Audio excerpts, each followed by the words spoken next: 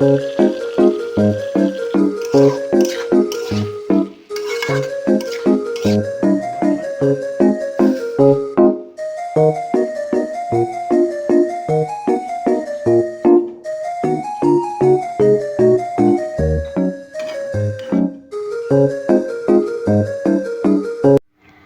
Everyone, good morning. Welcome back to my channel Jhumadi. আবার চলে আসলাম নতুন আরেকটা ব্লগ নিয়ে।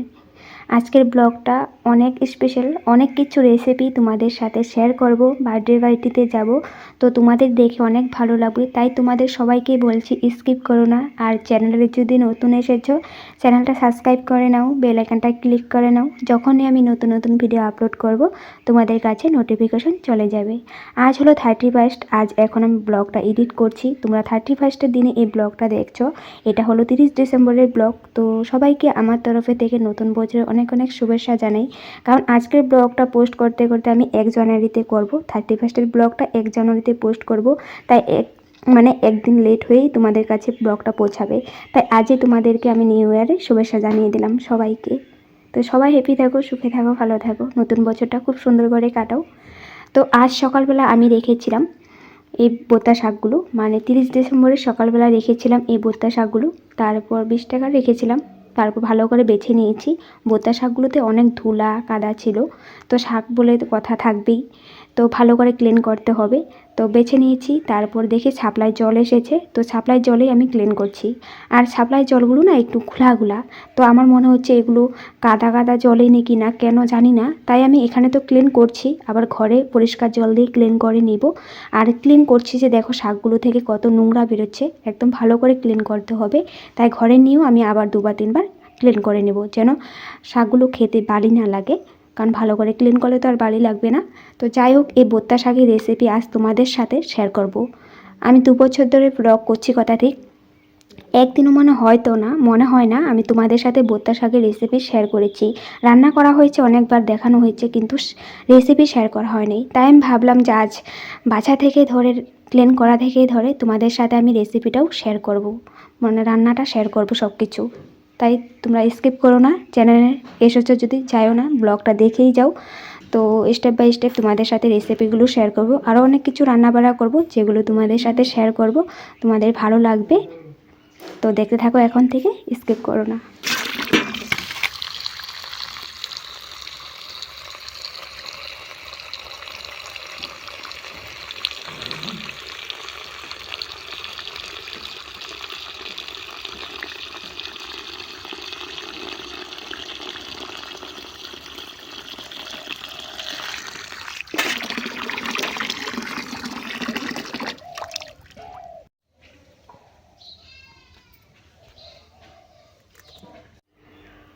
শাকটা এনে রান্নাঘরে তারপর আবার ক্লিন করেছি, রেখে তারপর ভাতের জন্য জল বসিয়ে দিয়েছি। জলটা গরম হয়ে গেছে। আবার এদিকে ডাল বসিয়ে দিয়েছি। ডালে কাঁচা লঙ্কা নুন সব কিছু দিয়ে বসিয়ে দিয়েছি, হচ্ছে দেখো। আর জলটাও গরম হয়ে গেছে। তো এখন চালটা ক্লিন করে দিয়ে দিব। এই যে জিরা রাইসটা দেখছো, এই জিরা রাইসের প্যাকেটটা এবার নতুন এনেছে। তো এই প্যাকেটে না আরেকটা বাসমতি চালের ছোটো প্যাকেট ফ্রিতে পাওয়া গেছে। ভাই বলছে যে আজ রাতে এটাতে, মানে 31 ডিসেম্বরের রাতে এটা মানে বিরিয়ানি করার জন্য। দেখা যাক, যদি করতে পারি তোমাদের সাথে রেসিপি শেয়ার করব। তো এখন দেখো আমি চালটা ক্লিন করে ভালো করে দিয়ে দিয়েছি, এখন নাড়াচাড়া করছি। তো দেখতে থাকো স্টেপ বাই স্টেপ, স্কিপ করো না।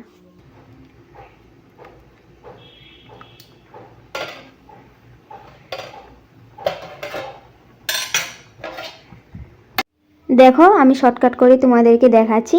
ভাতটা নামিয়ে নিয়েছি, আর ডালটা বানিয়ে পুরন দিয়ে ধনেপাতাও দিয়ে দিয়েছি, দুভাগে রেখেছি। আর এদিকে আমি শাকটা রেখে দিয়েছি জলটা ঝরার জন্য। আর বেগুন আমি টুকরো টুকরো করে কেটে নিয়েছি, ক্লিনও করে নিয়েছি। এখন একটু নুন দিয়ে দিচ্ছি, নুন দিয়ে মাখা করছি, কারণ এটার যে এক্সট্রা জলটা আছে, কালো জলটা, ওটা বেরিয়ে যাবে। তাই নুন মেখে এখন অল্প টাইমের জন্য রেখে দিব। শাকটা আমি ফুটো ফুটো গামলাগুলো যে আছে ওটাতে রেখে দিয়েছি জলটা ঝরে যাওয়ার জন্য। আর এই দেখো এদিকে বেগুনটা অল্প টাইম হয়ে গেছে, যে জলটা ছেড়ে দিয়েছি। এখন চিপে চিপে আমি বেগুনগুলো দিয়ে দিচ্ছি।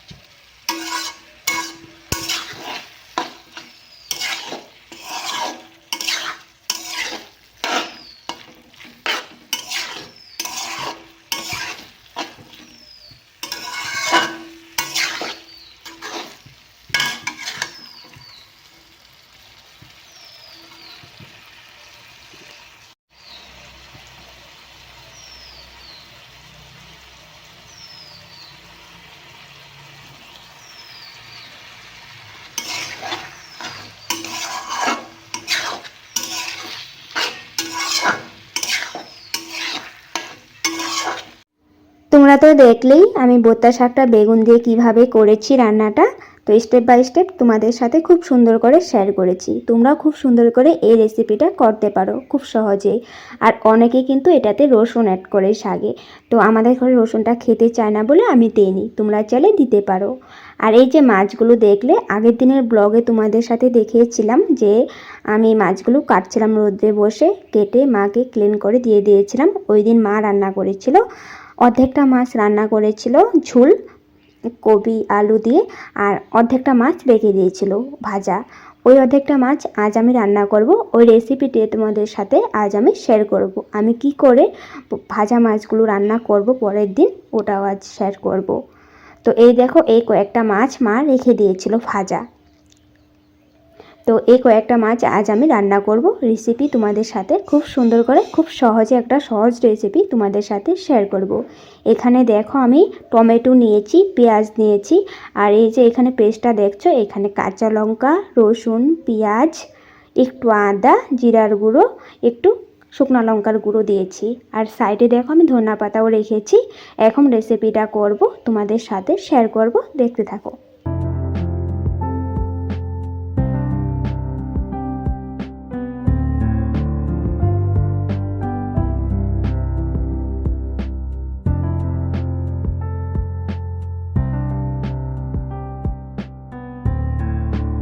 আমি যখন এই মশলাটা করেছিলাম তখন কিন্তু নুন দিয়েই মশলাটা করেছিলাম, তো তার জন্য এখন আমি হলুদ গুঁড়ো দিয়েছি, নুনটা আর দিইনি। তো এখন দেখো কড়াইতে সরষের তেল দিয়ে দিয়েছি, এক এক করে তোমাদের সাথে শেয়ার করছি, তোমরা নিজে দেখে নাও।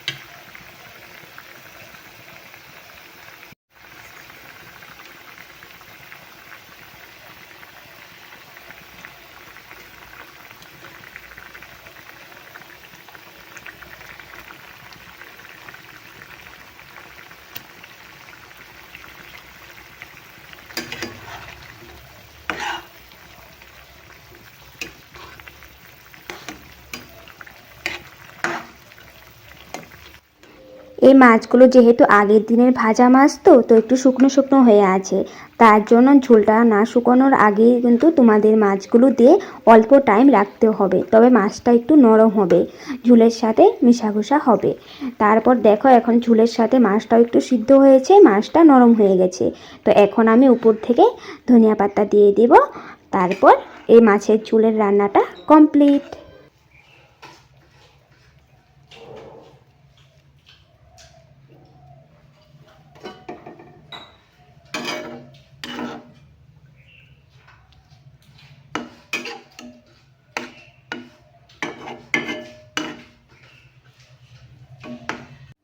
রান্না বাড়া হয়ে যাওয়ার পর আমরা সবাই ভাত খেয়ে নিয়েছিলাম। ভুট্টা শাকটা অনেক টেস্টি হয়েছিল, গরম গরম ভাতের সাথে এরকম ভুট্টা শাক খেতে দারুণ মজা লাগে। আর এই দেখো টক টক মাছের ঝোলটাও হয়েছিল, খুব টেস্টি হয়েছিল। তারপর খেয়ে নিয়েছিলাম। আর এখন মা রেডি হয়ে গেছে, আমিও রেডি হয়ে গেছি সন্ধ্যার সময়। তো আমরা যাচ্ছি বার্থডে পার্টিতে। তো আমার বৌদির ভাইয়ের ছেলের বার্থডে, ওখানে যাব। তো ভাইকে বলছি ভাই যাবে না, ভাইয়ের শরীরটা বেশি ভালো নয়। তো আমরা পৌঁছে গেছি। তো বাচ্চাদের তো আর ওয়েট হচ্ছে না, অন্য বড়রা কেউই আসেনি। তো আমার মা তারপর অল্প টাইম লেট করে গিয়েছে, আমার মানে জেঠিমণিদের বাড়িতে গিয়েছিল। তারপর বাচ্চারা বসে আছে বলে তাড়াতাড়ি করে কেকটা কেটে নেবে, আর অন্য বড়রা কেউ আসেনি, আমরাই পিসিরা ছিলাম, আমার বান্ধবীরা গিয়েছিল, আর আমার বৌদি ছিল, ওর মা, ওর ঠাকুমা, ওরাই ছিল। তারপর এখন কেক কাট করবে। তো দেখো তোমরা নিজে অল্প তোমাদের সাথে খুব সুন্দর করে অল্প একটু বার্থডে সেলিব্রেশন শেয়ার করলাম।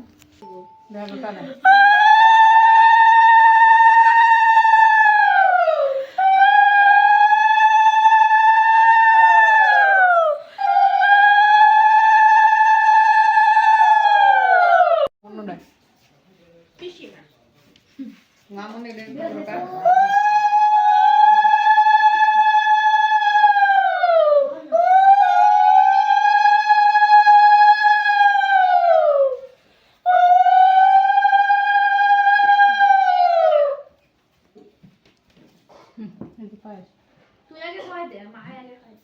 তারপর সবাই দিব না একটু। রল কিছু বনাতে এই দান তো পাইছো।